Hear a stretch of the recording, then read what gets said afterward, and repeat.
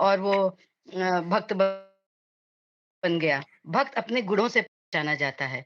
हरे कृष्णा प्रभु जी, मैंने इतना ही लिखा है और आगे नहीं लिख बहुत पाई, सुंदर मुझे क्षमा माता जी, करिए। बहुत हरे सुंदर। कृष्णा। हरि बोल माता जी, बहुत सुंदर। हरि बोल। हरे कृष्णा। सभी भक्तों को दंडवत प्रणाम, गलती होते क्षमा बहुत करिए। सुंदर माता जी, शुक्रिया माता जी, बहुत बहुत धन्यवाद। सुंदर माता जी। हरि बोल, हरि बोल। चरणों में दंडवत प्रणाम। हरे कृष्ण। अशोक प्रभु जी आपके चरणों में दंडवत प्रणाम। दंडवत प्रणाम माता जी, सभी भक्तों के चरणों में दंडवत प्रणाम। हरे कृष्णा। हरे कृष्णा। गुरु जी सभी आपके भक्तों के चरणों में चरणों में दंडवत दंडवत हरे प्रणाम। कृष्ण गुरु जी, दंडवत प्रणाम। ओके, हरे हरे कृष्ण। हरे प्रणाम गुरु गुरु जी जी, दंडवत प्रणाम। हरे सभी भक्तों के कृष्ण चरणों गुरु में जी दंडवत आपके प्रणाम। चरणों में दंडवत कृष्ण प्रणाम। गुरु जी, दंडवत प्रणाम। हरे कृष्ण गुरु जी दंडवत प्रणाम। सभी भक्तों के चरणों में दंडवत प्रणाम। चरणों में दंडवत प्रणाम। ओके, हरे कृष्णा। ओम अज्ञानतिमिरन्धस्य ज्ञानाञ्जनशलाकया चक्षुरुन्मीलितं येन तस्मै श्री गुरुवे नमः। जय श्री कृष्ण चैतन्य प्रभु नित्यानंद श्री अद्वैत गदाधर श्रीवासादि गौर भक्त वृंद। हरे कृष्णा कृष्ण कृष्ण हरे हरे, हरे राम राम राम हरे हरे। नारायणं नमस्कृत्यं नरं चैव नरोत्तमं देवीं सरस्वती व्यासं ततो जयामुदीरये। नष्टप्रायेषु भद्रेषु नित्यं भागवत सेवया भगवतीरुत्तम श्लोके भक्तिर्भवति नैष्टिकी। कृष्णाय वासुदेवाय देवकी नंदनाय च नंदगोपकुमाराय गोविंदाय नमो नमः। मुखं करोति वाचालं पंगुं लंघयते गिरिं यत्कृपातमहं वन्दे श्रीगुरु दीनतारिणम्। ओके, हरे कृष्णा। तो सबका स्वागत है सत्र में। तो आज हम भागवतम में से चर्चा करेंगे। हरे कृष्ण गुरु जी, दंडवत प्रणाम। गुरु जी, थोड़ी अनाउंसमेंट थी, अगर आज्ञा हो। हाँ जी, करिए। गुरु जी, आज पुरुषोत्तम दास ठाकुर जी का अपीयरेंस डे है, अवतरण दिवस है। और दूसरा, बबीता गुप्ता माता जी कुछ दिनों से नहीं आ रही क्योंकि उन्हें पैरालिसिस हो गया है और काफी नहीं रही ठीक से। हम उनके शीघ्र स्वास्थ्य के लिए भगवान के श्री चरणों में, गुरुदेव के चरणों में और समस्त भक्तों के चरणों में कामना करते हुए उनके लिए प्रार्थना की जाए, वो शीघ्र ठीक हो और भक्ति में दोबारा से शामिल हों। और पूजा डिमरी माता जी के चाचा ससुर जी का देहांत हो गया है। वो अपनी सांसारिक यात्रा पूरी करके आगामी यात्रा पर चल रहे हैं। हम उनकी आत्मिक शांति के लिए भगवान श्री कृष्ण के चरणों पर प्रार्थना करते हैं। परिवार के दुख में हम उनके साथ हैं और समस्त परिवार पर प्रभु की कृपा बनी रहे, ये याचना करते हैं। जो भी शरीर प्राप्त हो उसमें उन्हें भक्तों का आश्रम मिले, गुरु आश्रय मिले, जिससे वे अपने परम धाम को वापस जा सकें। इसके लिए हम गुरु चरणों में और भक्तों के चरणों में प्रार्थना के लिए अनुरोध। जी गुरु जी, धन्यवाद। हरे कृष्ण। ओके, हम 3 बार हरे कृष्ण महामंत्र बोलते हैं इनके लिए। हरे कृष्णा हरे हरे कृष्णा कृष्णा हरे हरे कृष्णा कृष्णा कृष्ण हरे कृष्ण कृष्णा हरे कृष्ण हरे कृष्ण हरे हरे, हरे राम हरे हरे राम राम राम राम हरे हरे हरे हरे हरे कृष्ण हरे कृष्ण कृष्ण कृष्ण कृष्ण कृष्ण हरे हरे हरे हरे, हरे राम हरे राम हरे राम हरे राम हरे कृष्ण हरे कृष्ण कृष्ण हरे हरे राम राम हरे हरे हरे कृष्ण हरे कृष्ण हरे राम राम राम हरे हरि बोल निताई गौर हरि कृष्ण, हरे कृष्ण कृष्ण हरे राम राम राम हरे हरे। हरे जी।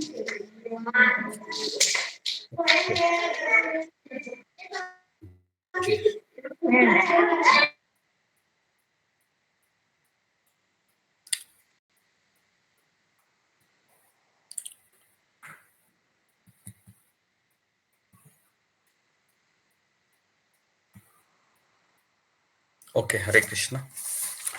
तो जी, तो हमारा आज भागवतम में से हम पढ़ते हैं। कौन सा श्लोक शुरू था? 25 नंबर गुरु जी, 25। ओके, भेजिरे मुनियो थागरे। ओके, तो श्लोक क्रमांक 25, अध्याय 2।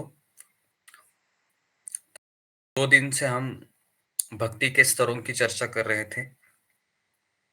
तो अभी हम वापस थोड़ा सा भागवतम में आते हैं और फिर हम अनर्थ निवृत्ति के बाद जो सफर है हमारा, निष्ठा, उसके बाद रुचि, फिर आसक्ति, भाव और प्रेम, ये हम भागवतम 2-4 दिन लेंगे और फिर उसके पश्चात इन स्तरों का भी डिटेल में वर्णन करेंगे। तो अभी अगला हमारा पड़ाव रहेगा, हमारी अनर्थ निवृत्ति कैसे होती है। तो वो हम नेक्स्ट क्लास में देखेंगे। तो कल का और परसों का जो विषय था, ये बहुत ही लाभदायक था। तो आप लोग इसको दोबारा सुनिए, जिसमें हमने अनिश्चित भजन क्रिया के 6 पड़ावों का वर्णन किया था। घनतरला, व्यूढ़ विकल्प, फिर विषय सांगरा, फिर नीमाक्षय और तरंग रंगिनी, इन 6 पड़ावों का हमने वर्णन किया था। ओके, तो आज हम भागवतम का 25वां श्लोक लेते हैं। तो सूत गोस्वामी है, नैमिषारण्य के मुनियों को बता रहे हैं कि किस तरह से जीवन का लक्ष्य है, कैसे हम जीवन के लक्ष्य को प्राप्त कर सकते हैं। तो मैं श्लोक क्रमांक 25 पढ़ रहा हूं। भेजिरे मुनियो अथाग्रे भगवंतम अदोक्षजम सत्वम विशुद्धम क्षेमाय कल्पन्ते ये अनुतानिह। तो पूर्व काल में समस्त महामुनियों ने भगवान की सेवा की, क्योंकि वे प्रकृति के 3 गुणों से परे हैं। उन्होंने भौतिक परिस्थितियों से मुक्त होने हेतु और फलस्वरूप परम लाभ प्राप्त करने हेतु भगवान की पूजा की। अतएव जो कोई इन महामुनियों का अनुसरण करता है, वह भी इस भौतिक संसार से मोक्ष का अधिकारी बन जाता है। तो यहाँ पर सूत गोस्वामी एक फॉर्मूला दे रहे हैं नैमिषारण्य के ऋषि मुनियों के द्वारा, कि हम भी कैसे इस भौतिक संसार से मोक्ष प्राप्त कर सकते हैं। तो भगवान ने इस संसार को बनाया ऐसे कि हर एक व्यक्ति है इस संसार में सुख प्राप्त करने की कोशिश करता है। तो अभी मेरा पहला सवाल है, सब लोग लिखिए पहला सवाल, कि जीवात्मा सुख प्राप्त करने की इच्छा क्यों करता है, क्या कारण है कि वह हमेशा सुखी होना चाहता है। जी, ओके, फिंगर को रेज कीजिए। क्यों जीवात्मा इस संसार में हमेशा सुखी होना चाहता है, और वह इस संसार में सुख की व्याख्या क्या है, भौतिक संसार में सुख किसे कहते हैं, ये भी आपको बताना है। ओके,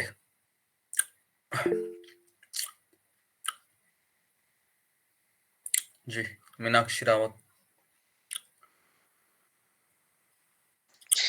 हरे कृष्णा गुरु जी, दंडवत प्रणाम। सभी भक्तों को दंडवत प्रणाम। गुरु जी, जैसे कि आपने बताया कि जो आत्मा का स्वभाव होता है वो भगवान के जैसा होता है, हमेशा आनंद में रहना।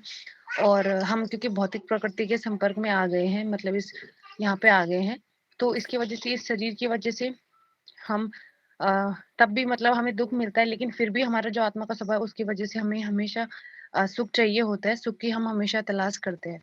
और दूसरा गुरुजी, भौतिक जीवन में सुख की ये होता है कि अगर हमारी कोई अभिलाषा, कोई इच्छा है और वो पूरी होती है, तो फिर हमें सुख की अनुभूति होती है। जैसे कि हमारा मन करता है कि हमें कुछ मीठा खाना है, और अगर हमें मीठा खाने को मिल जाता है तो हमें लगता है कि यही सुख है। तो हरे कृष्ण गुरुजी, कोई गलती हो तो क्षमा कर। ओके, तो पहला उत्तर मिल गया है कि क्यों जीवात्मा सुख की खोज करता है। तो इसका कारण लिखिए कि हम आत्मा होने के कारण सुखी होना है, यह हमारा व्यक्तिगत स्वभाव है। हमेशा प्रसन्न रहना ये मेरा स्वभाव है। ओके, तो इसका कारण लिखिए कि मैं जीवात्मा होने के कारण हमेशा सुखी रहना, हमेशा उत्साही होना, हमेशा तनाव मुक्त रहना, ये मेरा स्वभाव है, आत्मा का स्वभाव है। इसलिए मैं टेंशन में नहीं रह सकता, इसलिए मैं प्रेशर के अंदर नहीं रह सकता, और इसलिए मैं किसी के तनाव के नीचे नहीं रह सकता, क्योंकि आत्मा का स्वभाव है। हाँ, अभी दूसरा प्रश्न है वो रह गया है कि संसार में सुख किसे कहते हैं। तो प्रवचन में आपने सुना होगा कि जब दुख का अभाव होता है तो उसको सुख कहते हैं। ओके, इस संसार में जब भौतिक दुख का अभाव होता है तो उसको सुख कहते हैं। उदाहरण के लिए मान लो कि अगर कोई व्यक्ति है, वह जॉब के लिए जा रहा है, अचानक फोन आ गया कि जॉब के मैनेजर है ना, उन्होंने डिक्लेयर किया है कि आज छुट्टी है सबको, तो आप आज ऑफिस मत आइए। तो तुरंत वह प्रसन्न हो जाता है। तो प्रसन्न क्यों होता है वो? क्योंकि अभी जो मुझे ऑफिस में दुख मिलने वाला था उससे मैं आज के दिन बच गया। ओके, तो इस उदाहरण को भी आप लिखिए अपने शब्दों से कि संसार में सुख किसे कहते हैं, है ना। सुख मतलब एक तरीके से आप दुखी होने जा रहे हैं, लेकिन अब आप दुख से थोड़ा समय के लिए रुक गए हैं। जैसे मान लो मैं अगर मेरा माथा को अगर दीवार पर पटकता हूँ जोर से जोर से जोर से जोर से, है ना, और जब मैं रुक जाता हूँ तो उस समय मुझे सुख का आभास होता है। क्यों होता है? क्योंकि अभी मेरा सर है वो पटक नहीं रहा है। तो इस संसार के सारे सुख ऐसे ही है। ओके जी, तो ओके, इसको अपने शब्दों में लिखिए। 30 सेकंड देता हूं मैं लिखने को। ये 2 उदाहरण लिखिए। तो दूसरा उदाहरण प्रभुपाद जी देते हैं। पहला उदाहरण हमने अभी प्रवचन में सुना था महाराज के द्वारा, क्योंकि बहुत इंपॉर्टेंट चीज है। हर एक प्रश्न हमें सोचना चाहिए कि संसार में सुखी क्यों मैं होना चाहता हूँ, क्यों होना चाहता हूँ।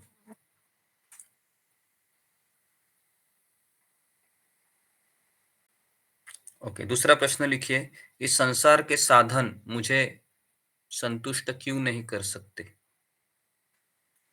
इस संसार के साधन या इस संसार की व्यक्ति मुझे संतुष्ट क्यों नहीं कर सकती या कर सकता। दूसरा प्रश्न लिखिए,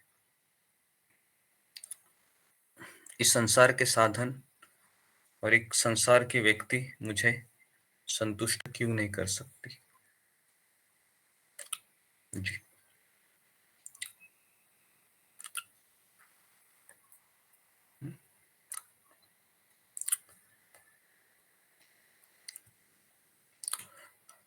तो इसका उत्तर लिखिए, क्योंकि इस संसार की हर एक वस्तु और हर एक व्यक्ति सत्वगुण, रजोगुण और तमोगुण के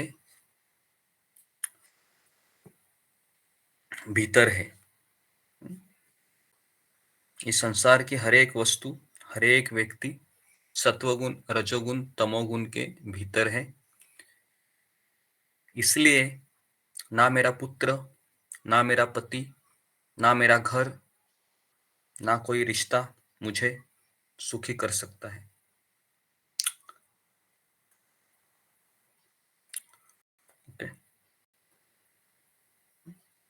ना मेरा घर, ना मेरी पत्नी, ना मेरा पति, ना मेरा पुत्र, ना मेरा कोई भी चीज ले लो, फिर मोबाइल ले लो, जो भी आपके मन में आता है, संतुष्ट नहीं रह सकते हम। तो ये 2 अभी हमने जो आपको उत्तर लिखवा दिए, ये 2 उत्तर कभी आप ठंडे दिमाग से थोड़ा सा पढ़ते रहिए, है ना। पूरा जीवन सुधर जाएगा हमारा, क्योंकि हम फिर हमारे पैसे भी बच जाएंगे और हम हमेशा शांत रहेंगे, क्योंकि हमको पता है कोई भी वस्तु मुझे सुख नहीं देने वाली है तो फिर मैं उससे आसक्त नहीं होऊंगा। कोई भी व्यक्ति मुझे सुख नहीं देने वाला है तो फिर मैं भाई क्यों उसके पास अपना समय बिताऊं बिना कारण। मैं तो शास्त्र पढ़ता रहूंगा, या फिर मैं लेक्चर सुनता रहूंगा, या फिर मैं भगवान की सेवा में लगी रहूंगी, एटसेट्रा एटसेट्रा। ठीक है जी। तो अभी इस भागवत के 25वें श्लोक में लिखा है कि पूर्व काल में, पूर्व काल मतलब हम यहाँ पर जन्म लेने से पहले भी कई मुनियों ने भगवान की सेवा की है। तो भगवान की सेवा की है है ना। आध्यात्मिक गुरु है वह जब जीवन में आते हैं तो हमें उस सेवा का अवसर प्राप्त होता है। तो एक बार शिला प्रभुपाद जी है ना, किसी एयरपोर्ट पे अपने एक शिष्य के साथ ट्रैवलिंग कर रहे थे, और जैसे वह एयरपोर्ट पे उतरे तो प्रभुपाद जी वहां पर थोड़े समय के लिए रुक गए। इमिग्रेशन ऑफिसर की लाइन में खड़े थे दोनों भी। तो उसी समय बहुत सारे फ्लाइट से एयर होस्टेस है जो विमान में है ना रहती है, तो दिखने में बहुत सुंदर होती है, वो बहुत मेकअप किया होता है। तो वो जा रही थी और फिर शिला प्रभुपाद जी का वो शिष्य है वो उन्हें देख रहा था, है ना। और उसके पश्चात फिर प्रभुपाद जी किसको देख रहे थे? प्रभुपाद जी देख रहे थे शिष्य को, शिष्य को, उस भक्त को। है ना। और बाद में जब वो दूर दूर तक दिखाई नहीं दे रही थी तो फिर उसने वापस अपनी आंखें हटा दी, और फिर आंखें उसने किसको देखा? उसने प्रभुपाद जी को देखा,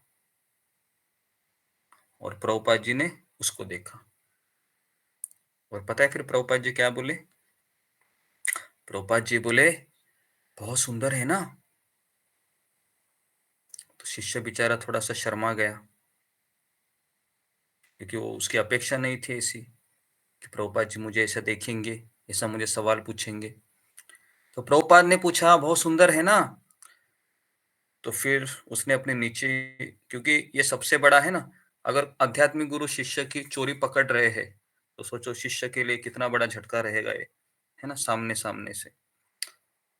तो बेचारा शर्मा गया और बहुत बौखला गया कि सोच रहा था अभी क्या बोलूं मैं। तो उसके बाद प्रभुपाद ने क्या कहा?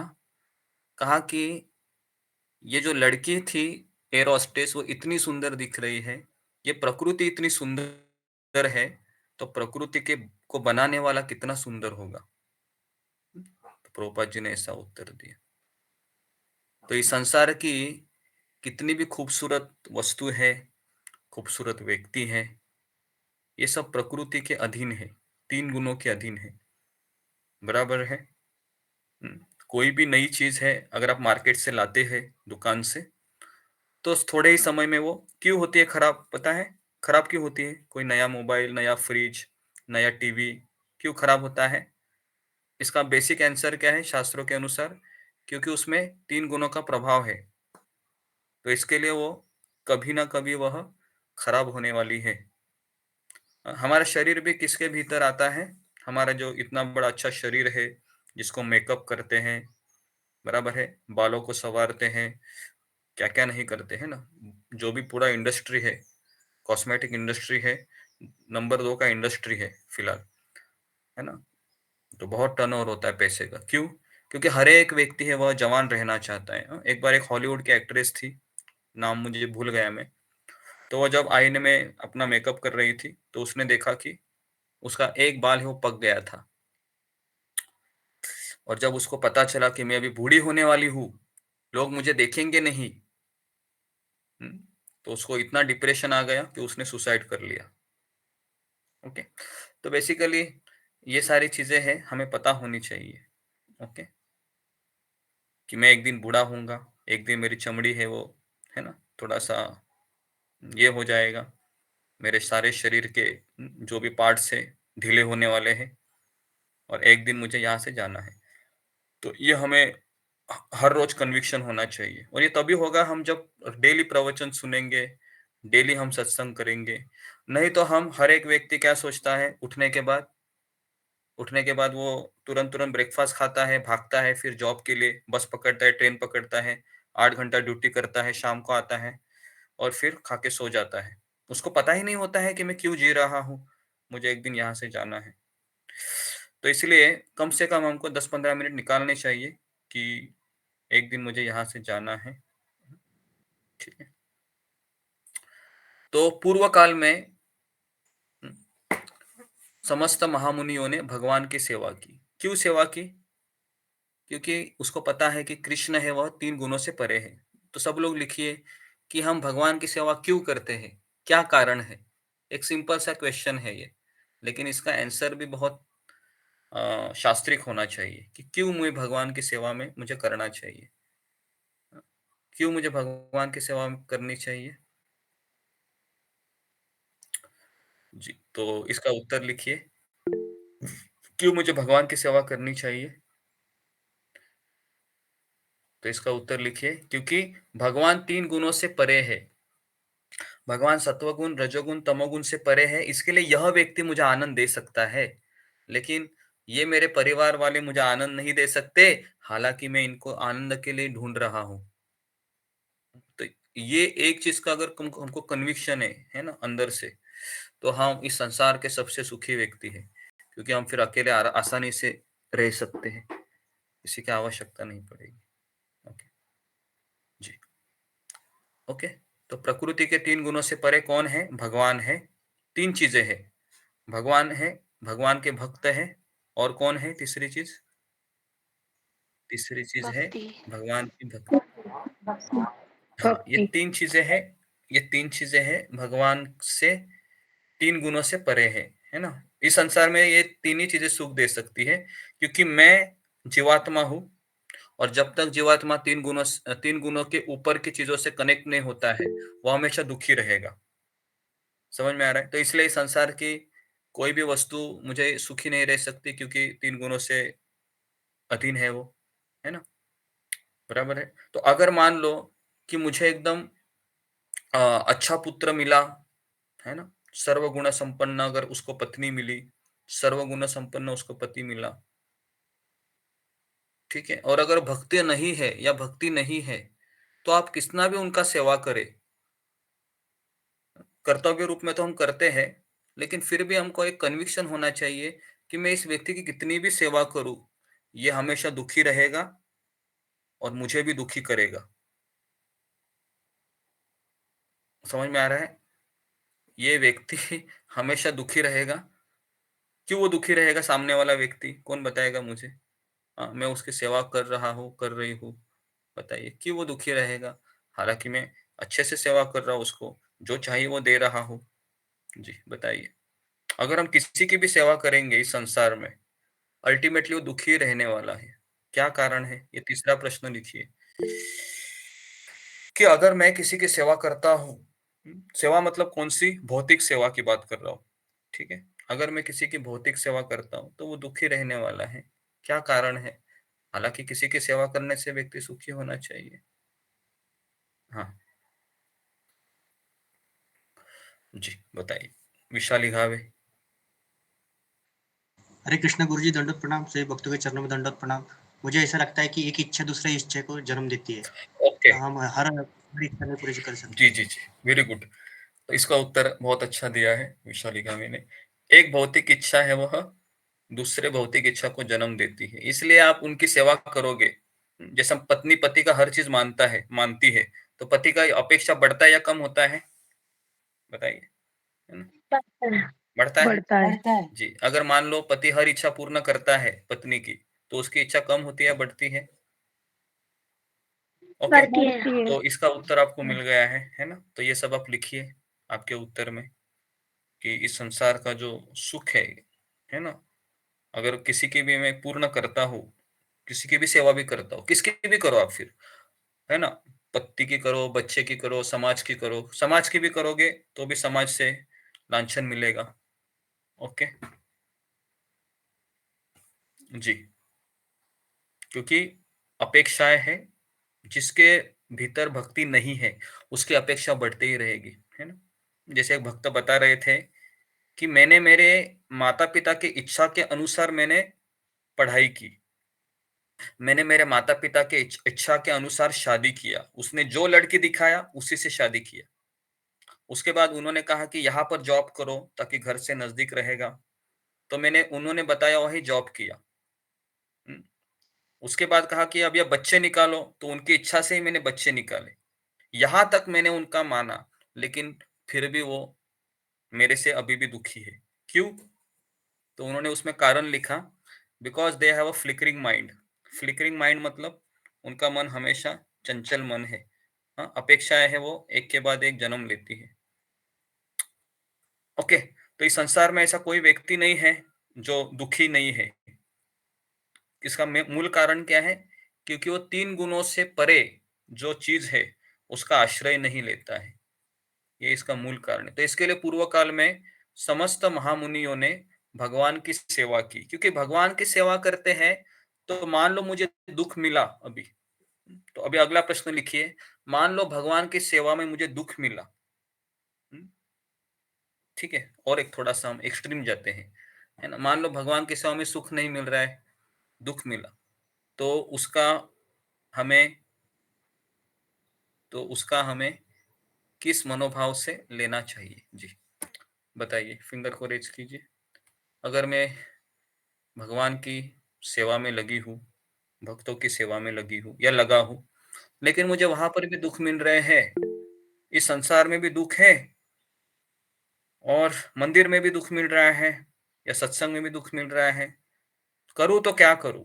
जी, तो क्या करना चाहिए उस समय? जी बताइए, ये भी अच्छा प्रश्न है। जी रीना गंगवार। हरे कृष्णा प्रभु, दंडवत प्रणाम। प्रभु जी, हमको ये सोचना चाहिए कि हमारे पूर्व जन्म के कर्म ऐसे हैं, उन कर्मों की वजह से हमको दुख मिल रहा है और हमने भगवान का आश्रय नहीं लिया है, इसलिए हमको दुख मिला। तो 3 गुणों से प्रभु भगवान सच्चिदानंद है, अगर हम उनका आश्रय लेंगे तो हम इन दुखों से दूर हो जाएंगे।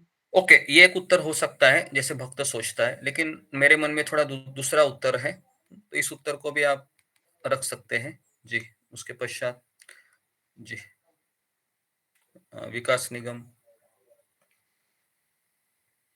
हरे कृष्णा गुरु जी, दंडवत प्रणाम। हरे कृष्णा सभी भक्तों को दंडवत प्रणाम।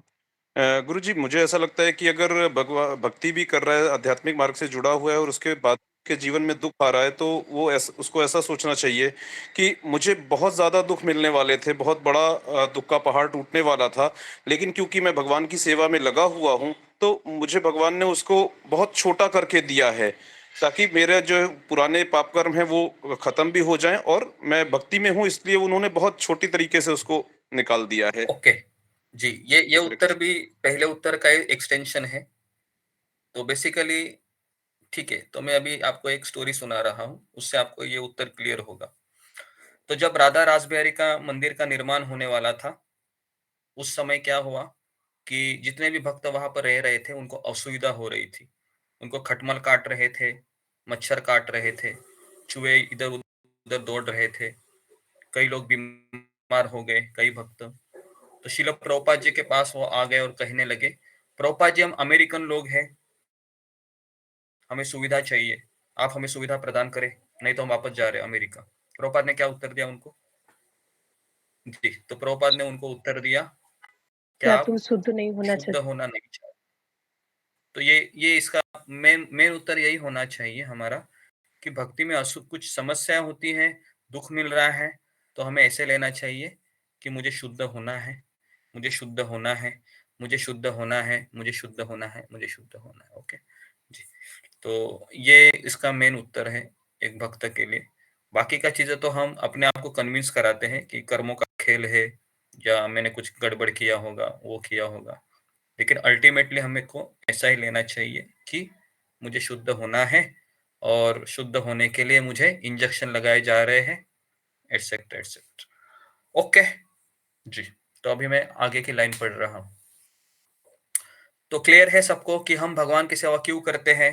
तो अगर कोई आपको पूछेगा कि आप भाई क्यों इतना भगवान का सेवा में लगे हैं, क्या कारण है, हमेशा जब भी देखो तब माला लेते हो, आपने प्याज लहसुन छोड़ दिया, चाय कॉफी पीते नहीं है, क्या आपको ऐसा नहीं लगता कि आप अपने आप को टॉर्चर कर रहे हैं?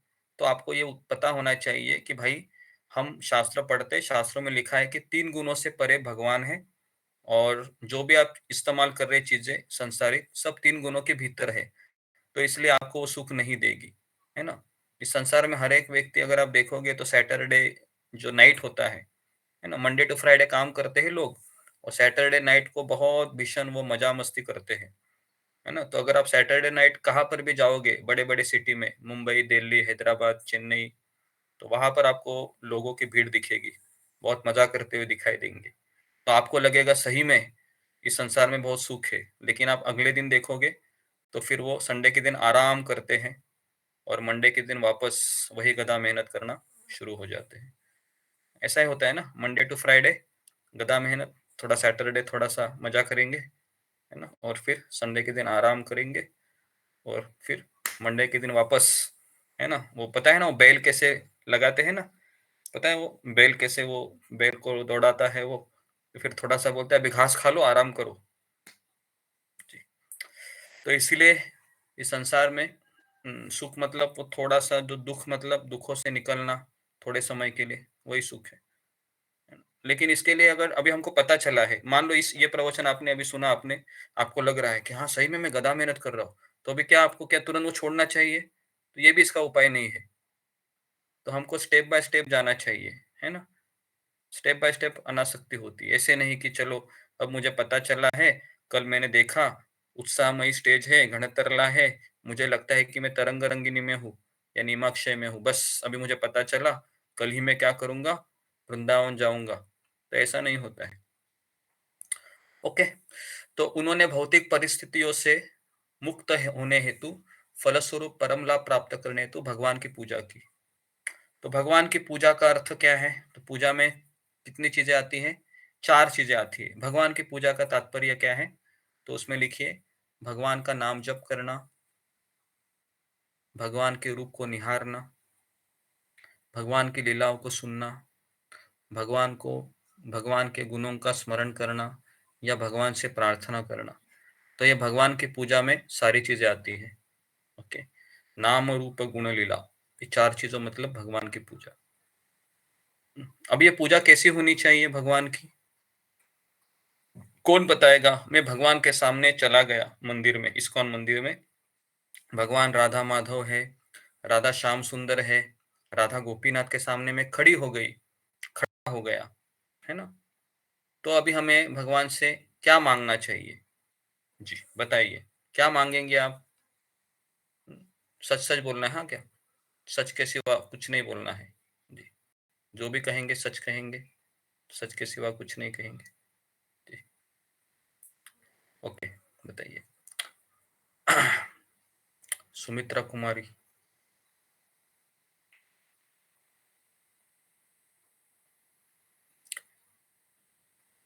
नेक्स्ट। हरे कृष्णा गुरु जी, दंडवत प्रणाम। गुरु जी अभी मैं क्लास में हूँ। अच्छा, तुमने हैंड रेस किया था। नेक्स्ट, रितु जटवानी। हरे कृष्ण प्रभु जी, धन्यवाद प्रणाम।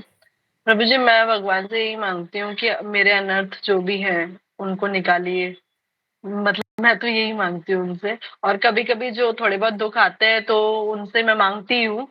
मैंने बहुत सुना है कि नहीं मांगना चाहिए भगवान से भौतिक सुख, मतलब शरीर का अगर कोई दुख आता है तो मैंने बहुत सुना है, लेकिन मुझे ये लगता है कि भगवान ही है जो मेरे सारे प्रॉब्लम्स को ठीक कर सकते हैं, और मैं कहीं पे भी नहीं जाऊंगी। तो मैंने बहुत सुना है कि मुझे मतलब हमें भगवान से भौतिक सुख नहीं मांगना चाहिए, लेकिन अगर हम बीमार हैं या हमारे घर में कोई प्रॉब्लम है तो फिर हमारी भक्ति अच्छे से नहीं होती है। तो इसलिए मैं भगवान से ये मांगती हूँ कि एक तो अनर्थों को ठीक कीजिए, और जो भी भौतिक प्रॉब्लम्स आ रही हैं वो हमारी ठीक हो, ताकि हम भक्ति अच्छे से कर सकें। ओके ये प्रभु जी मैं मांग। ओके, 2 चीजें हैं जो सबको पता चली जी। इसके अलावा आप क्या मांग सकते हैं भगवान से, अगर आप भगवान के सामने खड़े हैं? ओके, तो क्या मांग सकते हैं या क्या मांगना चाहिए जी? सुजाता। हरे कृष्ण गुरु जी, दंडवत प्रणाम। हम पहले तो जैसे मेरी माता जी ने बोले, हम पहले तो ऐसे ही करते थे, किंतु सत्र के आने के बाद हम ये सत्संग से पता चला कि हमें भगवान के सामने ये मांगना चाहिए कि भगवान आप जैसे चाहे मुझे, जैसे चाहे वैसे करो, किंतु मुझे आपकी भक्तों की सेवा में लगाओ, अगले जन्म में आपके भक्त के घर में सेवक के रूप में जन्म दो, ऐसे। ओके, तो ये एक चीज है जी। इसके अलावा और कोई आंसर? ओके जी, प्रीति अग्रवाल। हरे कृष्णा गुरु जी, दंडवत प्रणाम। गुरु जी, मैं तो भगवान से यही कहती हूँ कि मैं गुरु की आज्ञा का पालन कर सकूं, और कुछ नहीं चाहिए। गुरु की आज्ञा का पालन होगा तो सब अपने आप से ही हो जाएगा गुरु जी। ओके जी, बहुत सारे उत्तर मिल रहे हैं, तो इस उत्तर को हम कलेक्ट करेंगे बाद में। जी ममता पर जी। हरे कृष्ण गुरु जी, दंडवत प्रणाम। गुरु जी, जैसे प्रीति माता जी ने बताया, जो जो हाँ वो तो नहीं कर पा रही हूँ, उसके लिए क्षमा चाहती हूँ। और दूसरा जो है, मैं भगवान से ये प्रार्थना करती हूँ जाने के बाद, कि पहले भौतिक इच्छा पूर्ति के लिए करती थी, लेकिन अभी आध्यात्मिक ही करती हूँ ज्यादातर, क्योंकि ऐसा मानती हूँ कि मुझे नाम में रुचि आए, क्योंकि नाम जप में बहुत कठिनाई होते हैं और संघर्ष करना पड़ता है। तो इस नाम जप का ज्यादातर मांगती हूँ मैं, ताकि नाम में उनका रुचि आ जाए और अच्छे से उनका ही कर पाऊँ। हरे कृष्ण गुरु जी, ओके, दंडवत प्रणाम। तो सारे उत्तर ऑलमोस्ट आ गए हैं, लेकिन एक उत्तर मैंने सुना था जो मुझे हमेशा अच्छा लगता है। तो हम भगवान के सामने जब खड़े होते हैं तो हमें ये प्रार्थना करनी चाहिए, अगर मुझे कुछ पता नहीं है तो, कि भगवान आप मुझसे बेहतर जानते हैं कि मेरे लिए क्या अच्छा है। आप मुझसे बेहतर जानते हैं कि मेरे लिए क्या अच्छा है। आप वो मुझे प्रदान कीजिए ताकि मैं जल्दी से आपके पास आ सकूं। तो ये उत्तर है जिससे भगवान हमें दे सकते हैं कि मुझे क्या चाहिए, क्योंकि मैं तो अनपढ़ गवार हूँ, मुझे पता नहीं है कि मेरे लिए क्या अच्छा है। तो इससे अच्छा है कि क्यों ना हम वो भगवान को रोल दे कि भगवान आप मुझे बताइए कि मेरे लिए जो अच्छा है वो आप दे दीजिए। और भगवान जानते हैं क्या नहीं मेरे लिए क्या अच्छा है। एक माँ जानती है बच्चे के लिए अच्छा क्या है, हर माँ जानती है। ठीक है, तो ये उत्तर थोड़ा प्रैक्टिकल लगता है मुझे, तो इसके लिए ये उत्तर थोड़ा बेस्ट लग रहा है। ओके जी, तो इसमें सारी चीजें आ गई। फिर अगर भगवान को लगता है कि आप गुरु की सेवा में होनी चाहिए तो फिर वो आपको प्रदान करेंगे। अगर आपको लगता है कि आपके घर में बहुत ज्यादा तकलीफ है, उससे आपकी माला नहीं हो रही है, तो शायद वो उधर आपका थोड़ा सा है ना, भगवान ये करेंगे, मदद करेंगे। ठीक है, तो इस तरीके से ये भगवान की प्रार्थना होनी चाहिए। अतएव जो कोई महामुनियों का अनुसरण करेगा, महामुनि मतलब जो महामुनि किसे कहते हैं, अगला प्रश्न लिखिए, महामुनि किसे कहते हैं। तो मैं जब औरंगाबाद में था तो वहां पर एक महाराज ने नाम दिया था एक प्रभु जी को, महामुनि दास करके। तो उनकी याद आ गई मुझे। तो उनका बिस्कुट का फैक्ट्री था, है ना, बहुत साल पहले की बात है, 2005-6 की। तो महामुनि प्रभु, तो महामुनि या महामुनि किसे कहते हैं, तो कौन बताएगा किसे महामुनि कहेंगे हम। तो जिन्होंने, लिखिए, जिन्होंने भगवान का आश्रय लिया है, जिन्होंने पूर्ण तरीके से भगवान का आश्रय लिया है, उनको महामुनि कहते हैं। ओके, जिन्होंने भगवान का आश्रय लिया है उनको महामुनि कहते हैं। ओके जी, तो इनका अनुसरण करना चाहिए। अनुसरण और अनुकरण दो शब्द है। अनुकरण किसे कहते हैं, कि जैसे वो करता है वैसे ही मैं करूं। वो इंजीनियर बन रहा है मैं भी इंजीनियर बनूं, वो डॉक्टर बन रहा है मैं भी डॉक्टर बनूं, वो कीर्तन कर रहा है मैं भी कीर्तन करूं। तो अनुकरण है वो हमको कभी हम किसी का करना नहीं चाहिए। तो अनुसरण का अर्थ है कि उन्होंने जो कहा है वो करो। तो अनुसरण का अर्थ है जो षड गोस्वामी हमारे कहते हैं कि आप नाम जप करो, प्रभुपाद कहते हैं कि नाम जप करो, 16 माला का जप करो, 4 नियम का पालन करो। तो प्रभुपाद का तरह हम प्रभुपाद का अनुकरण कर सकते हैं। हम 2 घंटा सो, उठ के किताबें लिखो, है ना, प्रश्नों के उत्तर दे दो, ट्रैवलिंग करो एक देश से दूसरे देश, करेंगे तो क्या होगा हम तो मर जाएंगे ऐसे।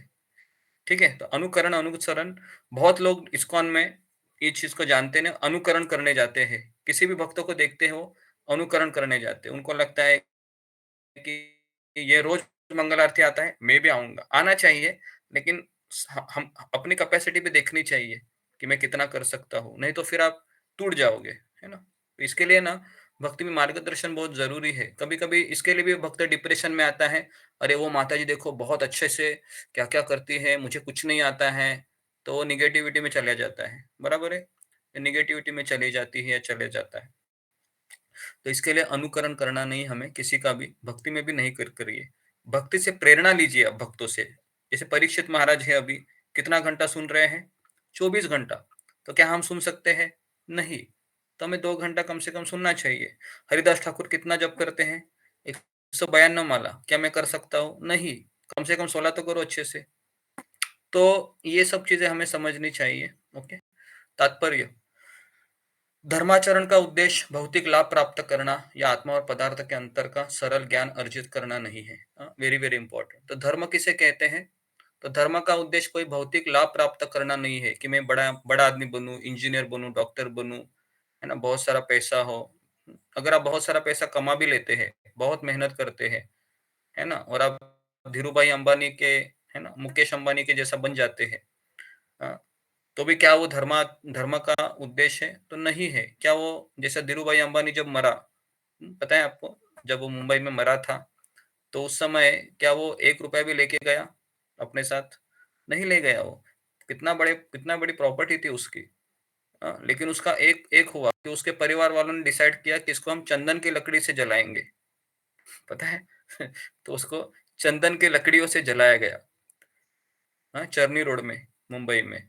तो चरनी रोड में ही राधा गोपीनाथ मंदिर है इस्कॉन का। तो वहां तक ब्रह्मचारियों को खुशबू आ रही थी, इसकी, चंदन की लकड़ी की। ओके जी। तो जी, तो इस तरीके से मैक्सिमम ऐसा हो सकता है कि आपका मरना है, थोड़ा सा खर्चीला हो सकता है, लेकिन जाना तो है ना। तो इस तरीके से धर्माचरण का उद्देश्य भौतिक लाभ प्राप्त करना नहीं है। और दूसरा चीज है पदार्थ के अंतर का सरल ज्ञान अर्जित करना नहीं है। आत्मा और पदार्थ का सरल ज्ञान अर्जित मतलब ये भी नहीं है, मतलब मैं आत्मा हूँ, मैं शरीर नहीं हूँ, ये भी ज्ञान नहीं है। ज्ञान क्या है? धर्माचरण का उद्देश्य क्या है? तो प्रभुपाद लिखते हैं कि भौतिक बंधन से मुक्त होना, ये एक्चुअल उद्देश्य है। तो इसलिए जब हम भागवत कक्षा में आते हैं तो हमको समझना चाहिए, मैं भागवत कक्षा में इसलिए नहीं बैठ रही हूँ, इसलिए नहीं बैठ रहा हूँ ताकि मेरा पारिवारिक जीवन अच्छा चले या फिर मेरा भौतिक जीवन में उत्कर्ष हो। तो हमें इसलिए भागवत की कक्षा में आना चाहिए ताकि मैं इस भौतिक बंधन से मुक्त हो, यहाँ से मैं निकल जाऊं कैसे तो। ठीक है, तो इसलिए बुद्धिमान व्यक्ति यहाँ पर घर बनाने की चेष्टा नहीं करता है।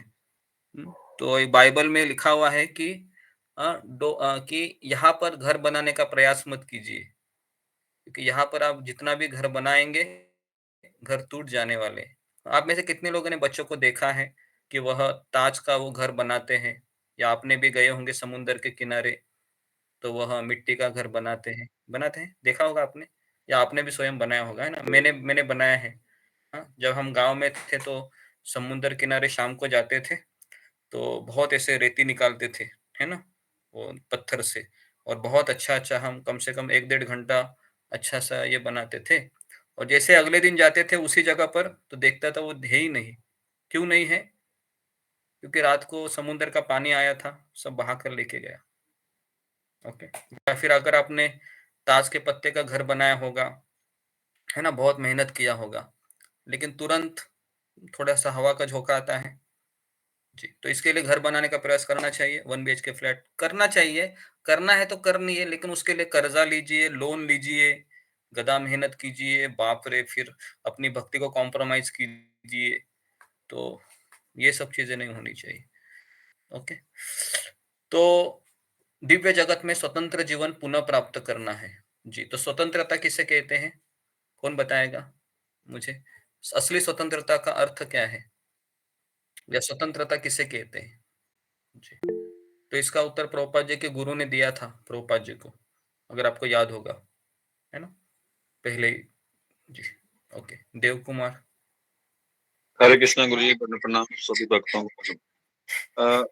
स्वतंत्रता का मुख्य विषय इस संसार से निकल रहा जन्म मृत्यु जरा व्याधि से हमें स्वतंत्रता। ओके, असली स्वतंत्रता क्या है? तो असली स्वतंत्रता है कि भगवान के इच्छा के अनुसार कार्य करना, इसको कहते हैं असली स्वतंत्रता। लिखिए, असली स्वतंत्रता मतलब गुरु साधु शास्त्र की इच्छा के अनुसार कार्य करना या फिर उनके आज्ञा को फॉलो करना, ये असली स्वतंत्रता है। ओके। स्वतंत्रता का अर्थ है कि देखो, हम माया के अधीन रहेंगे, नहीं तो कृष्ण के अधीन रहना है। तो अगर हम कृष्ण के अधीन रहेंगे तो उसको असली स्वतंत्रता कहते हैं। माया के अधीन रहेंगे तो हम गुलाम बन जाएंगे। तो ये भी आप ऐड कीजिए।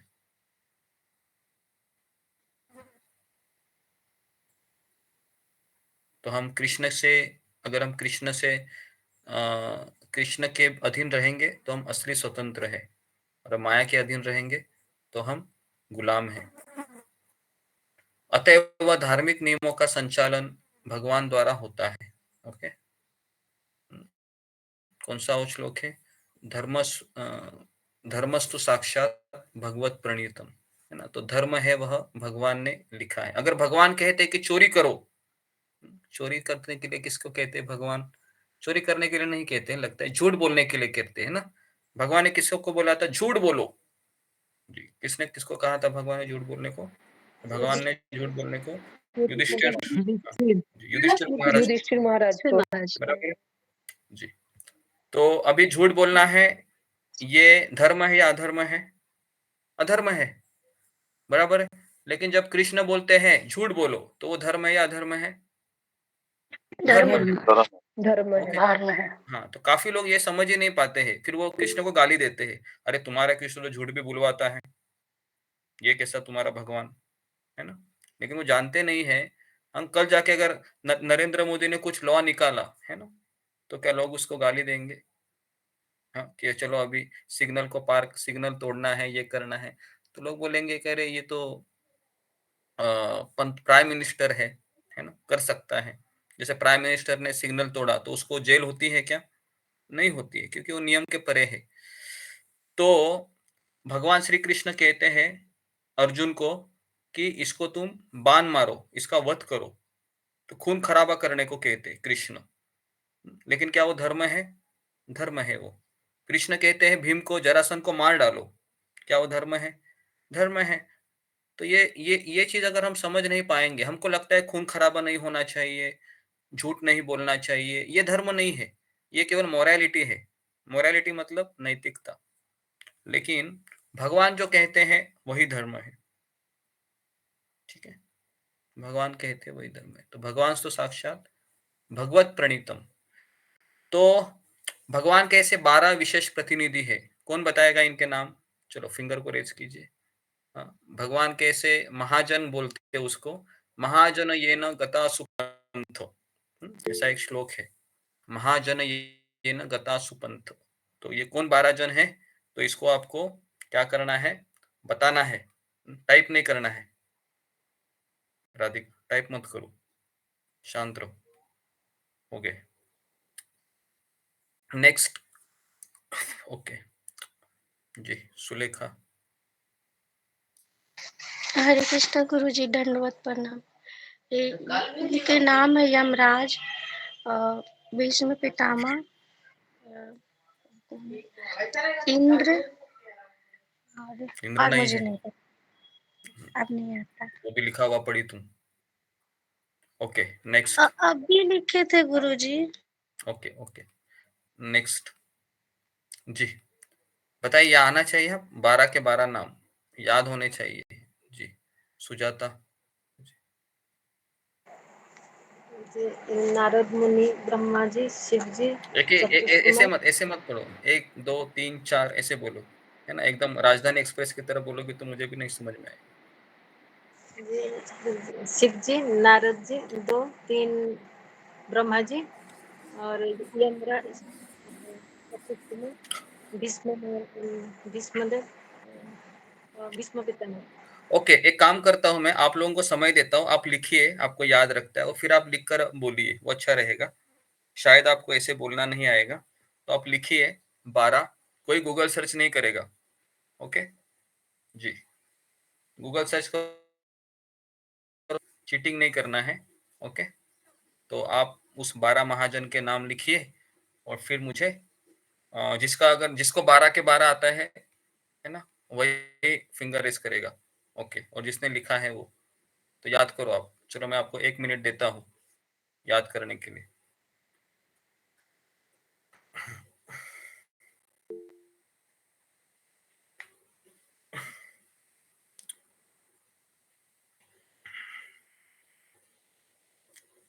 ओके जी, किसका 3 लोग हो गए हैं। ओके चलो, धर्मराज किमरे तो ट्राई करो तब तक। हरे कृष्ण गुरु जी, दंडवत प्रणाम, सभी को दंडवत प्रणाम। ब्रह्मा जी, शिव जी, प्रहलाद महाराज, चतुष कुमार, नारद मुनि, यमराज, भीष्म पितामह, जनक महाराज, कपिल मुनि, सुखदेव गोस्वामी और बलि महाराज। कितने हो गए? 12 हो गए। 12 हो गए, 11 हो गए। चलो वापस एक, बोलो, 1 2 3 बोलो ऐसे। जी 12 हो गए गुरुजी। 12 हो गए क्या? जी जी चलो। जी। एक नंबर बताओ पहले, क्या लिखा है आपने? ब्रह्मा जी। ओके, ब्रह्मा जी जी। 2 number? Shiv ji. Shiv ji, okay very good. 3 number? और Prahlad Maharaj. Prahlad Maharaj, okay. 4 number? Satish Kumar. Satish Kumar, okay. 5 number? Narad Muni. Narad Muni, okay. 6 number? Yamraj. Yamraj, okay. 7 number? Bhishma Pitamah. Okay, Pitamah Bhishma. 8 number? Janak Maharaj. Janak Maharaj, okay. 9 number? Kapil Muni. Kapil Muni, okay. और 10 number? Sukhdev Goswami. Sukhdev Goswami, 10 number, okay. 11 number? Bali Maharaj. Bali Maharaj, okay. 12 number? Manu. Okay, Manu ji जी, हाँ जी ओके वेरी गुड। तो पहले से लिखा हुआ था आपने या जी अभी जी याद? जी। जी गुरुजी, पहले से लिखा हुआ था। हाँ, मैं वही बोल रहा था, इतने हरी जल्दी कैसे आप बोल, बोल? हरी बोल, ओके हरी बोल, हरि बोल, चलो, पहले से हरि बोल हरी जी। बोल, हरि हरी बोल, बोल। तो ओके, तो ये 12 नाम है। तो अगर हम इन्होंने बताए हुए रास्ते पर चलेंगे तो हमें जो इनको प्राप्त हुआ है वो हमें भी प्राप्त होगा। जी, तो अभी मेरा ये सवाल है कि पितामह भीष्म ने तो एक तरीके से कौरवों के पक्ष में युद्ध किया, तो उनको महाजन क्यों कहते हैं? तो ये मेरा प्रश्न है अभी इसमें, कि पितामह भीष्म है, वो तो अधर्म के साथ लड़े, तो उनको महाजन क्यों कहा गया है? हालांकि वो तो एक तरीके से पांडवों की सहायता भी नहीं किए, कौरवों का ही है ना साथ लड़े, तो फिर भी उनको महाजन क्यों कहते हैं? तो क्या वो महाजन हो सकते हैं? लिखा तो है, क्या कारण हो सकता है? जी, थोड़ा सा इसमें हम एक सवाल दिखाई दे रहा है। जी, क्या कारण हो सकता है? जी, वृषाली तट। सभी भक्तों को नमस्कार। मुझे भीष्म पितामह भगवान की लीला में सहभागी हुए थे और एक भगवान की इच्छा से ही सहभाग हुआ था उनका। ओके, और कोई उत्तर सुजाता? यही उत्तर है। ओके, तो पितामह भीष्म का आप लिखिए कि पितामह भीष्म भले ही अधर्मों के साथ लड़े, लेकिन उनका हृदय था, वो हृदय से भगवान के भक्त थे। और दूसरी बात कि इन्होंने जैसे बताया कि वो भगवान की इच्छा भी थी कि वह उस पक्ष से लड़े। तीसरा था कि वो हमेशा भगवान के चरणों में समर्पित थे, है ना। कल जाके अगर भगवान को कहते थे कि आप पांडवों में आकर लड़िए, तो पितामह भीष्म सुनते थे या नहीं सुनते थे? क्या लगता है आपको? सुनते थे ना। अगर मान लो कृष्ण उनको बोलते थे, चलो भाई पितामह भीष्म, ये इनके साथ आप मत लड़िए, युधिष्ठिर का पास आ जाइए, है ना, बराबर है। अगर भगवान ने ऐसा कहा होता कि देखो पितामह भीष्म, तुम्हारे कारण है ना दुर्योधन बहुत साहस कर रहा है युद्ध करने का, तुम यहाँ पर आ जाओ, खून खराबा नहीं होगा, क्या भगवान बोल सकते थे? बोल सकते थे ना। लेकिन भगवान ने ऐसा नहीं बोला। क्यों नहीं बोला?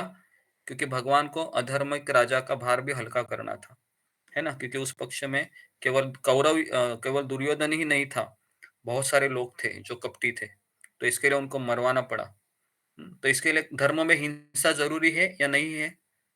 तो धर्म में हिंसा जरूरी है, जरूरी है ना। अगर हिंसा नहीं होगा तो फिर ये लोग तो सुधरेंगे नहीं, तो फिर इनको तो मारना पड़ता है ना। अभी मान लो आपको घाव हो गया, शरीर में फोड़ा आ गया, तो क्या बोलोगे? अरे नहीं नहीं नहीं, इसको कैसे मैं करूँ, घाव हो जाएगा, खून आएगा। लेकिन नहीं करोगे तो क्या होगा? वो और अंदर अंदर चला जाएगा घाव आपका, है ना, आपको और वह बीमार कराएगा। तो घाव को निकालना जरूरी है, जरूरी है, तभी तो हमारा शरीर अच्छा होगा। कई लोग कहते हैं धर्म मतलब अहिंसा, तो लेकिन ये गलत है। धर्म मतलब हिंसा होना चाहिए ना धर्मों में, ठीक है। ओके, तो आखिरी 2 3 लाइनें फिर हम रुकते हैं। तो धर्म के उद्देश्य से परिचित और वे सभी भगवान की दिव्य सेवा में संलग्न रहते हैं। जो मनुष्य अपना हित चाहते हैं वे उन्हें इन महाजनों का अनुसरण करना चाहिए और उसमें परम लाभ प्राप्त करना चाहिए। ओके, तो इस तरीके से इन महाजनों का अनुसरण करना चाहिए। और वर्तमान में हमारे महाजन कौन है? ये तो बहुत बड़े बड़े नाम बताए। वर्तमान में हमारे महाजन कौन है? फिंगर को रेज कीजिए कि अभी हम जिनको देखकर हम एटलीस्ट हम उनसे प्रेरित हो सके और इन्होंने जो बताया हुए रास्ते पर हम चले, तो कैसे हम इनको समझे इन चीजों को। ओके जी, सुषमा गोराई। हरे कृष्ण गुरु जी, धन्यवाद प्रणाम। सभी भक्तों को धन्यवाद। गुरु जी, हमारा श्रील प्रभुपाद जी वो हमारा लिए एक महाजन है गुरु जी। हरे कृष्ण। श्रील प्रभुपाद जी जी हमारे लिए महाजन है। ओके, और कोई उत्तर इसके अलावा हो सकता है या नहीं हो सकता या नहीं होना चाहिए? जी ओके, बताइए किसी का। ओके जी जी, रितु जटवानी।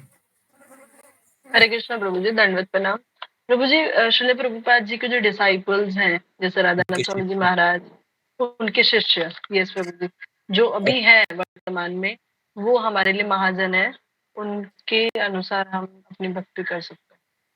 ओके, जो हमारे वर्तमान आचार्य में लिखे प्रभुपाद के शिष्यगण हैं जो 50 सालों से भक्ति कर रहे हैं, तो ये हमारे लिए आचार्य हो सकते हैं। ठीक है जी, तो उसमें बहुत सारे हैं। राधानाथ स्वामी महाराज, जय पताका स्वामी महाराज, परम पूज्य गोपाल कृष्ण गोस्वामी महाराज, है ना, परम पूज्य नव योगेंद्र स्वामी महाराज, लोकनाथ स्वामी, बहुत सारे हैं जिनको हम देखकर भक्ति करते हैं, है ना जी। तो इस तरीके से महाजन, है ना, महाजन ये वर्तमान हमारे आचार्य हैं। प्रभुपाद जी हमारे लिए महाजन हैं जिन्होंने, है ना, अपने उदाहरण से सिखाया हमें सबको। ठीक है, ओके, तो ये श्लोक हमने कवर किया आज के दिन। तो किसी का कुछ प्रश्न है आज के टॉपिक के ऊपर तो यहाँ पर मैं रुकता हूँ, क्योंकि आगे का श्लोक लेंगे तो बहुत बड़ा है, तात्पर्य भी बड़ा है, श्लोक भी बड़ा है, आधा अधूरा हो जाएगा जी। किसी का कुछ प्रश्न है आज के? ओके, प्रश्न है जी, हाँ अभी कीजिए, समझ नहीं आ रहा है मुझे।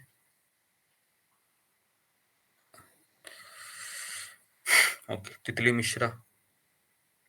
हरे कृष्णा गुरु जी, दंडवत प्रणाम। गुरु जी, एक बात जो आपने बताया कि हम अभी बचपन से हम लोग यही समझते आते हैं, सुनते आते हैं, हमें सब कुछ सहन कर लेना चाहिए, जीवन में जो कुछ भी आए सबको सहन करके आगे बढ़ते रहना चाहिए, कभी भी प्रतिकार या प्रतिरोध या फिर कुछ भी ऐसा बगावत जैसा चीज नहीं करना चाहिए, हिंसा नहीं करनी चाहिए, सबकी बातें सहने चाहिए, कोई कुछ भी बोले चुपचाप सुन लो, सह लो, जीवन को जी लो, फिर इसके पार चले जाओगे, भगवत धाम चले जाओगे। लेकिन भगवत गीता पढ़ने के बाद या आपसे बात सुनने के बाद मुझे ये समझ में आ रहा है कि कहीं-कहीं हमें कुछ बोलना पड़ता है या कुछ प्रतिकार करना पड़ता है। यदि हिंसा, आपने बोला ना कि कभी ज़रूरत पड़े तो हिंसा हमें करनी पड़ती है। लेकिन हम ये समझेंगे कैसे कि हमें कौन-सा कार्य कब करना है और कैसे करना है? ओके, बहुत अच्छा सवाल पूछा है इन्होंने कि हिंसा जरूरी है तो क्या करूं मैं अभी, है ना, किचन का कुछ लेकर शुरू हो जाओ, खट खट खट खट, तो ऐसे भी नहीं कर रहा है। ओके, तो जी, तो पहले तो अर्जुन ने जो हिंसा की वह भगवान कृष्ण के कहने से की, बराबर है, तो कृष्ण वहां पर थे, तो कृष्ण की इच्छा से उन्होंने हिंसा की, तो एटलीस्ट अपने मन से तो हमको हिंसा बिल्कुल नहीं करनी चाहिए। ये पहला पॉइंट। भले ही मुझे लगे मेरा खून खौल रहा है अभी, अभी आप सामने से हट जाओ, नहीं तो पता नहीं मेरे से क्या होगा, तो ये भी नहीं कहना चाहिए। तो बेसिकली हम जब भी गुस्सा आता है, क्रोध आता है, उस थोड़े समय के लिए हमको पॉज का बटन दबाना चाहिए, बहुत इंपॉर्टेंट है। फिर थोड़ा सलाह लेनी चाहिए, परामर्श लेना चाहिए कि अब मैं क्या करूं, हथियार उठाऊं या फिर चुपचाप रहूं। समझ में आ रहा है? तो इस तरीके से फिर हम उस सिचुएशन को टैकल कर सकते हैं। ओके, लेकिन खुद होके तो, अगर अर्जुन खुद होके अगर दुर्योधन का वध करता था तो सारा पाप किसको लगता था? अर्जुन को, अर्जुन को। लेकिन कृष्ण के कहने से किया, तो युद्ध में जितनी भी हिंसा हुई उसका उसको पाप लगा? नहीं लगा। नहीं लगा। तो इसलिए एटलीस्ट हमें गुरु के मार्गदर्शन में या भक्तों से सलाह परामर्श करके करना चाहिए, है ना? उतना हमारे पास फ्रीडम तो है ही। क्लास में तो आप आते हैं, आपको सवाल पूछने का भी अधिकार है यहाँ पर, है ना? ठीक है, ओके। तो इसके लिए थोड़ा सा आप ये कीजिए, और आप रेगुलर क्लास में आओगे तो ये सारी सिचुएशन नहीं आएगी, है ना तितली मिश्रा? ओके, रंजना माताजी। हरे कृष्णा प्रभु जी, आपके चरणों में कोटि दंड प्रणाम, सभी भक्तों के चरणों में प्रणाम। प्रभु जी, मेरा भी यही ऐसी क्वेश्चन था जो तितली माता जी ने भी पूछा कि जैसे बोलते हैं ना कि जो हमारे साथ जैसे गलत करता है और अन्याय करता है और हमारी जैसे अच्छाई का गलत फायदा उठाता है, हमारी सीधाई का, तो उसके साथ फिर मतलब बोलते हैं ना सहन भी नहीं करना चाहिए, गलत चीज़ों को सहन नहीं करना चाहिए। तो प्रभु जी इनके साथ ऐसा क्या व्यवहार करना चाहिए, ऐसा क्या क्या करना चाहिए कि मतलब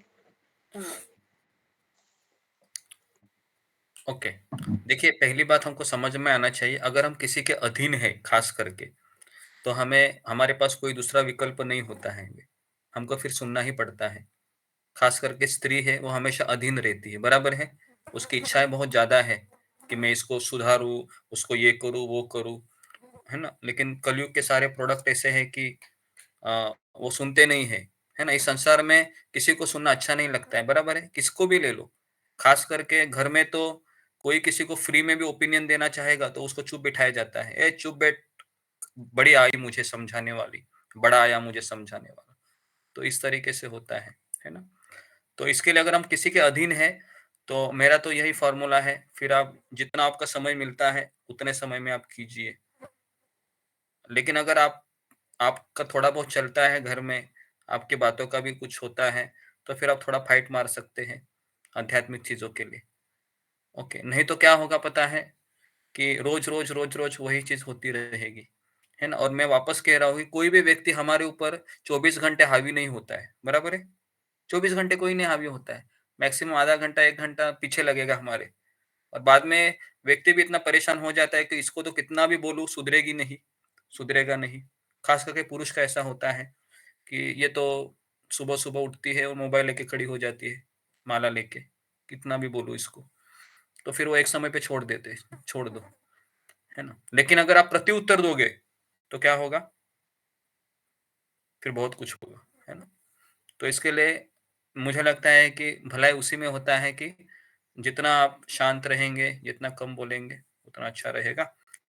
और अगर स्पॉट हो गया तुरंत, तो फिर आपको कहेगी माला भी बंद कीजिए, वो भी बंद कीजिए, है ना? शांत बैठिए, इस तरीके से होगा। ओके जी, इस तरीके से। नेक्स्ट हाँ, रितु चटवानी।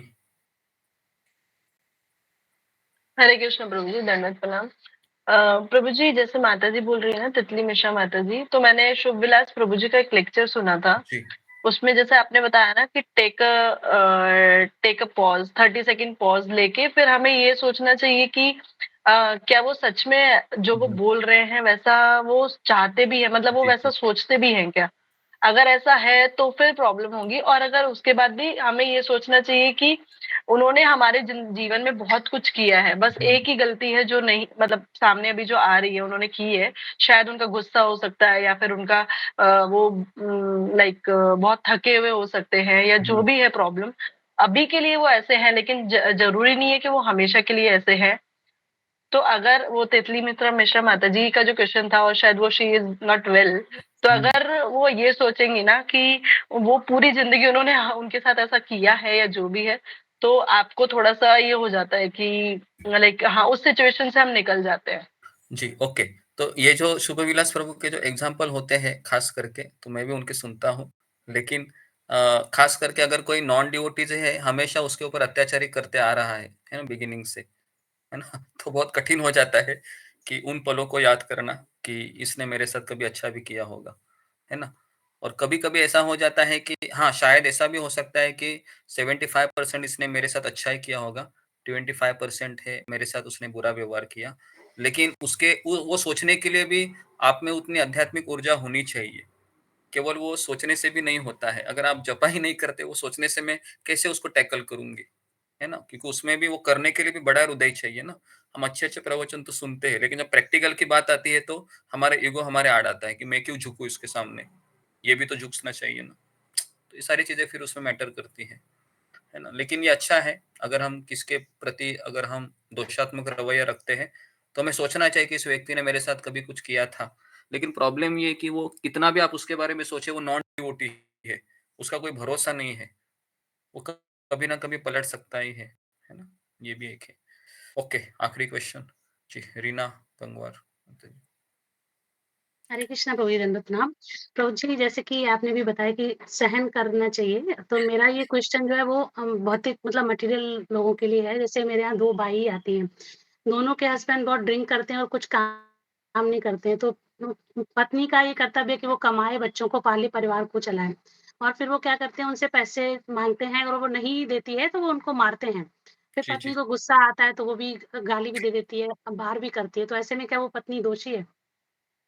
अभी कैसे देखिए, हुआ? मैं वापस कह रहा हूँ कि कौन व्यक्ति कैसा रह रहा है, क्या एनवायरनमेंट में रह रहा है, सारी चीजें उसका एक हिस्ट्री निकालना पड़ता है, केस स्टडी होता है ना। कोई भी चीज को हम वो अभी वो आप घर में क्या हो रहा है ये आप नहीं जानती है ना। कभी कभी हम एक ही साइड सुनते हैं, दूसरी साइड पता नहीं होती है। कभी कभी हमारे साथ जो लोग रहते हैं, कुछ समय काम करते हैं, तो ऑब्वियसली वो हमारा सुनेंगे ही, है ना। लेकिन घर में जाके वो डॉन बन जाते हैं और पता नहीं फिर वहां पर क्या उनका व्यवहार होगा। तो इसके लिए हम, जब तक हम किसी के बारे में पूरी तरीके से रहते नहीं उनके साथ, जानते नहीं है उनका व्यवहार को, तब तक हम समझ नहीं पाएंगे कि कौन सही है कौन गलत है।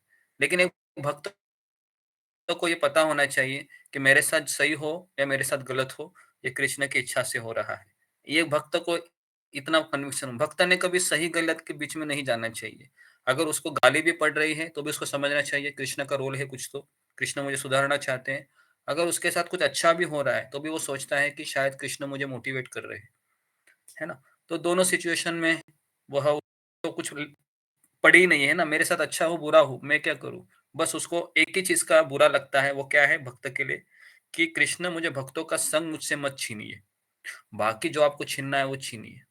तो उतना वो भगवान से डिमांड कर सकता है, और ये डिमांड नहीं है, प्रार्थना है कि मुझे भक्तों का संग दीजिए, बाकी मेरे साथ अच्छा हो बुरा हो उसको मैं सहन कर लूंगा या कर लूंगी, इस तरीके से।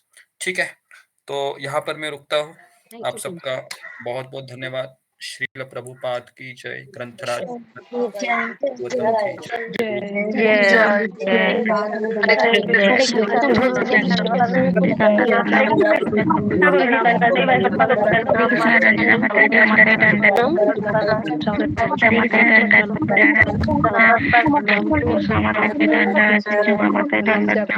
हरे कृष्ण अंजलि माता दंड प्रणाम।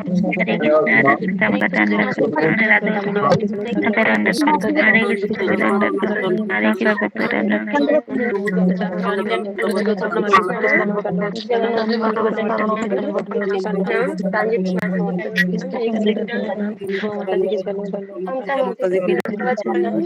कृष्ण प्रियंका माता जी को दंडवत प्रणाम। माता जी के